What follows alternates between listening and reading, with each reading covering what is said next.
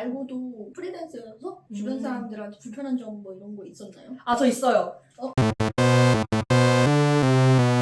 넌 어차피 너 좋을 때 일하잖아. 우리 스케줄에 맞춰서 나와, 이거. 맞아요. 프리랜서에도 스케줄이 있답니다. 말씀하신 대로 클라이언트한테 원고를 줘야 되고 하는데 너는 집에서 일하지 시간 아무 때나 낼 수 있지 우리가 필요할 때 나와 약간 이렇게 되니까 근데 이제 이거는 사람이 무리한 거라고 볼 수도 있는데 통상적으로 직장 다니는 사람한테는 그렇게 안 하는데 저희처럼 재택을 하는 사람한테는 그런 얘기를 너무 쉽게 하더라고요. 주변에 프리랜서 친구가 없으면은 집에서 노는 줄 알아요. 저도 친한 친구가 있는데 그 친구한테 맨날 나 노는 거 아니야, 일하는 거야 이러니까 그 다음에는 뭐라고 안 하는데 처음에는 걔도 뭐 원고 밤에 하면 되잖아. 아, 맞아. 일 밤에 하면 되잖아. 지금 나랑 보고 집에 들어가서 하면 되잖아. 근데 직장인들이 일 끝나고 퇴근하면 피곤한 것처럼 저희도 일찍 일 끝내고 놀고 싶잖아요. 집에 들어가서 힘들어 죽겠는데 막 10시에 원고하라 그러고 이러면은 하기 싫잖아요. 근데 조금 그런 얘기를 처음에 친구들이 아무렇지도 않게 얘기를 해서 좀 그런 부분들이 있는 것 같아요.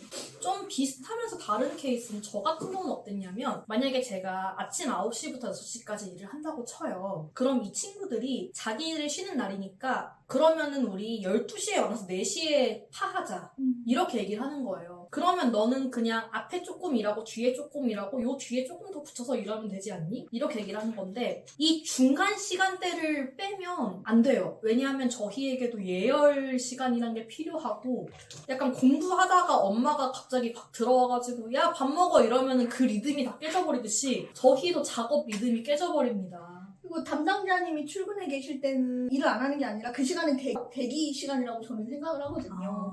왜냐면 담당자님이 일을 하던 중에 뭔가를 부탁을 할 수도 있고 그래서 저는 담당자님이 출근하고 퇴근하는 시간까지는 적어도 저도 책상에 앉아 있으려고 해요. 일이 없지 않은 이상 좀 그런 부분들?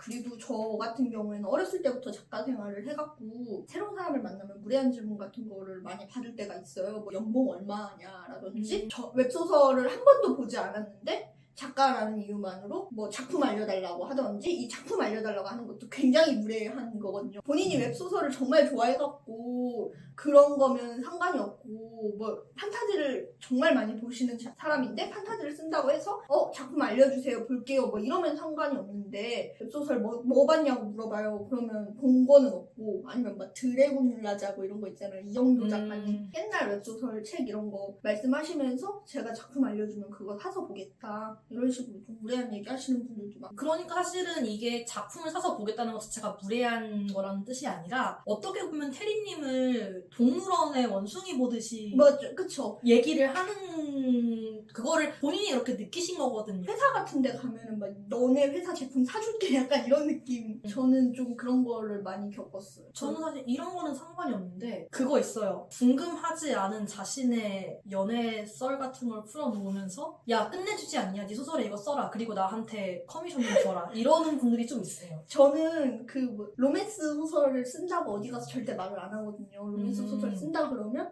연애 경험 많겠네. 네가 쓰는 로맨스 소설 그 남자 만난 걸로 로맨스 소설 쓰는 거야? 이런 질문을 좀 많이 받았어요. 그 뒤로는 절대 로맨스 소설 쓴다고 말을 안 해요. 이거는 로맨스 작가님들 그러니까 좀 어린 로맨스 작가님들을 만나면은 좀 그런 질문을 되게 많이 받는다고 하더라고요. 그럼 솔직히 좀 불쾌하죠. 예를 들면은 거기 로맨스 소설에서 나쁜 남자 많이 나오는데 네 취향이 그거야? 너의 성적 취향이 그거야? 이런 식으로 얘기를 하시는 분들이 좀 있으세요. 이거는 진짜 약간 성희롱성 나는 그쵸. 거죠. 그렇죠. 본인은 호기심인지 모르겠는데 아까 말씀드린 연봉 얘기도 그렇고 직장인들 처음 만나면은 서로 연봉 얼마야는 물어보지 않잖아요. 작가라고 얘기를 하면은 제일 먼저 묻는 게 돈 많이 벌어? 연봉 얼마예요? 작품 써서 그러면 뭐 얼마씩 벌어요? 뭐 이런 얘기들 많이 물어보는 것 같아요. 그게 조금 불편하죠? 근데 이제 그런 얘기 웬만하면 안 하고 얘기할 때마다 정해져 있는 답변들이 있어요.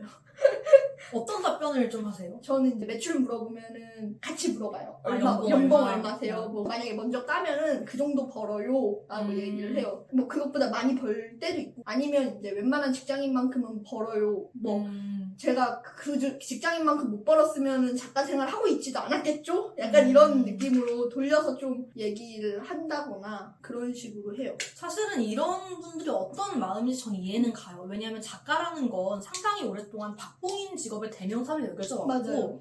그러니까 생업으로 작가를 한다 그러면 사실은 너 돈 얼마나 벌어에 이면에 있는 질문은 그걸로 생활이 되니? 라는 질문일 거예요. 약간 걱정과 호기심이 뒤섞인 질문일 거예요.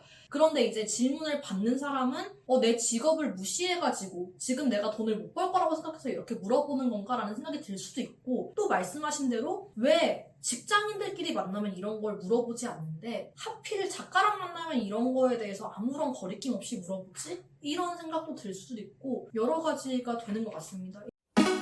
이제 그리고 저 같은 경우는 아까 말씀을 드렸지만 뭐 내 얘기로 소설을 쓰고 커미션을 접어라 그러면은 그건 정말 무례한 것 같아요. 저는 일단 가족이 그러는 건 농담이니까 괜찮은데 진짜로 뭐 이제 모르는 사람이 그렇게 얘기를 한다 그러면은 썰을 다 들어요. 썰을 다 듣고 재미없어서 못 쓰겠어요. 그럼 이제 그분은 무한 머쓱해지긴 하는데 모르겠어요. 이것도 제가 무리한 거긴 한데 어쨌거나 저는 생각 없이 살기 때문에 그 다음 뒷일을 생각하지 않고 그냥 이렇게 해버리는 경향이 있습니다. 두 분 다 굉장히 무례한 사람들을 많이 만났는데 각자 나름대로의 방어하는 방식을 갖추고 네. 계신 것 같아요. 저는 사실 늦은 나이에 작가 생활을 시작했고 그리고 제가 작가 생활을 하면서 그렇게 못 벌지 않는다는 게 티가 나기 때문에 그쵸. 그쵸. 이렇게 사람이 여유가 있으면 그게 티가 나잖아요. 이제 밥을 자주 산다든지 아니면 뭘 먹으러 갔는데 인스타에 올라온다거나 이런 걸로 하면서 나니까 그렇게 연봉이나 이런 걸 물어보는 사람들이 없지는 않았는데 보다는 그럼 너처럼 잘 벌고 싶다. 어떻게 하면 되니? 어떻게 쓰면 되니? 뭔가 이런 맞아요. 계열이 있었고 성공한 프리랜서 약간 도움을 받으시고 계신데 이분은? 간호사를 하다가 이걸 옮겨간 이유가 뭔지 물어보시는 분들이 진짜 많았어요. 그리고 그런 것 같아요. 웹툰 같은 경우도 이거 다 자기 이야기 아니냐 하고 물어보시는 분이 정말 많았는데 저는 그게 무례하게 받아들여지지는 않았어요. 충분히 그렇게 생각할 수 있겠다. 왜냐면 웹툰이 약간 생활툰스러운 경향이 있기 때문에 이건 당연히 실하겠지라고 생각하시면서 보시고 이 간호사가 너무 마음에 들어요. 작가님한테 상담받고 싶어요 하고 연락을 주신 분도 감사하게도 있었지만 작품 속에서의 그 캐릭터와 저는 별개의 인물이기 때문에 그 점에 대해서 여러 차례 SNS를 통해서 말씀을 드렸고 그래서 저는 프리랜서였기 때문에 발생했던 그런 일들에 대해서 악의가 없더라도 같은 질문을 반복해서 받으면 내가 지치는구나. 약간 피로해집니다. 그래서 이런 질문 하지 마! 이런 얘기는 아니고요. 뭐 사람에 따라서 테리님 같은 경우는 조금 이런 질문이 불편하셨고 라하님 같은 경우는 뭐 그럴 수도 있다라고 생각을 하셨고 저 같은 경우도 뭐 돈 물어보는 질문은 아무런 생각이 없어요. 이제 너의 작품에 내 얘기를 써줘 라거나 뭐 내가 팔아줄게 내가 홍보해줄 테니까 그런 얘기 진짜 이러는 거는 조금 그리고 홍보해도 매출에 아무 지장이 없어요. 아니 매출 이런 거에 문제가 아니라 사실은 홍보해주고 싶은 생각이시라기보다는 보입니다. 홍보해주고 싶은 생각이 아니잖아요. 그냥 궁금하신 거잖아요. 호기심을 해소하고 싶으신 거잖아요. 다 보이니까 하지 않으셨으면 좋겠어요. 그런 마음으로는. 서로 직장인 대 직장인이면 어느 정도 정형화돼 있잖아요. 예의가. 하지만 이렇게 약간 무례하다라고 생각할 수 있을 만한 불편한 상황이 저희 프리랜서에게 좀 발생을 하는 이유는 직장인 대 프리랜서 사이에는 그런 합의가 잘 이루어지지 않아서 어디까지가 무례한 질문인지 잘 몰라서 발생하는 거라고 생각을 해요. 그러니까 프리랜서끼리 만날 때는 돈 얘기 절대 안 하잖아요. 저는 해요, 사실. 그러니까 근데 저희도 얘기할 때 조심스럽잖아요. 음. 조심스럽게 접근을 하는데 다른 영역이기 때문에 발생하는 호기심 때문에 순간에 체득한 예의보다는 그 호기심이 앞서가시는 분들이 있으신 것 같아요. 근데 그런 점에 대해서 그분이 나쁜 분이라고 생각하거나 공격성이 있으셨다고 생각하지 않습니다. 하지만 그냥 프리랜서 친구가 있을 때는 좀 이런 거를 좀 주의해주면 그 친구가 나를 더 사랑해주겠구나 라고 생각해 주셨으면 좋겠어요. 네, 아무튼 그런 일들이 있었고요. 여기에 대한 해결 방안이라고 하면 아까 테리님이 말씀하신 것대로 역으로 물어봐서 이제 거울 치료를 해주는 방법도 있고 그냥 솔직하게 털어놓는 게 전 제일인 것 같아요. 그런 얘기는 직장인들끼리는 안 물어보지 않느냐. 그리고 나에게도 일정이 있다. 너는 이해 못하겠지만 내가 너보고 왜 아무 때나 월차 못 써? 이러면 너도 기분이 좀 이상하지 않겠느냐. 맞아. 응. 그것도 그래요. 맞아요. 그리고 웹소설 작가나 웹툰 작가나 아니면 다른 디자인이나 등등 하시는 분들에게 너 어떤 작품에 그 작품이 뭐야? 라고 물어보는 게 외부인에게는 당연히 할 수 있는 질문처럼 느껴질 수 있거든요. 왜냐면 그런데 사실 웹툰 작가나 웹소설 작가의 입장에서는 그 쓰시는 웹소설이 19금일 수도 있어요. 맞아요. 가족들에게도 자기가 어떤 작품을 쓰는지 밝히고 있지 않으신 경우가 있고 그런 식으로 특정되고 싶지 않은 경우가 있거든요. 1인 회사나 마찬가지이기 때문에 직장인과 약간 입장이 다르다는 점을 이해해 주실 수 있다면 큰 도움이 되겠습니다. 저는 작품을 딱히 숨기지 않고 여기저기 말하고 다니는 편이긴 한데 작품을 말씀하시고 싶지 않으실 수도 있다는 거. 왜냐면 이거는 너 어디 살아? 라고 물어봤을 때 우리가 우리는 그냥 서울에 살고 있어 라는 정도로 대답할 수 있단 말이에요. 직장인은 그런 느낌인데 너 어디 살아? 라고 하면 웹소설이나 웹툰 작가의 경우에는 나는 용산구 무슨 동 무슨 아파트에 몇 동 몇 호에 살아 라고 대답하는 것과 똑같이 너무 지나치게 그 하는 일이 특정이 돼버리거든요. 그래서 저희가 더 작품에 대한 질문에 살짝 예민하게 때로는 걱정스럽게 대응하는 것 같습니다. 아, 그리고 이거에 대해서 추가로 얘기를 해보고 싶은 게 있는데, 이거는 약간 보너스로 짧게 얘기를 해보고 싶은 게 있는데, 그리고 작품을 물어보는 거에 예민할 수밖에 없는 게 어떤 거냐면, 저희 같은 경우는 그 작업물에 대한 평가가 되게 일상적으로 받는 사람이에요. 저의 주변인에게 저의 작업물에 대한 평가를 받고 싶지 않은 기분일 수도 있어요.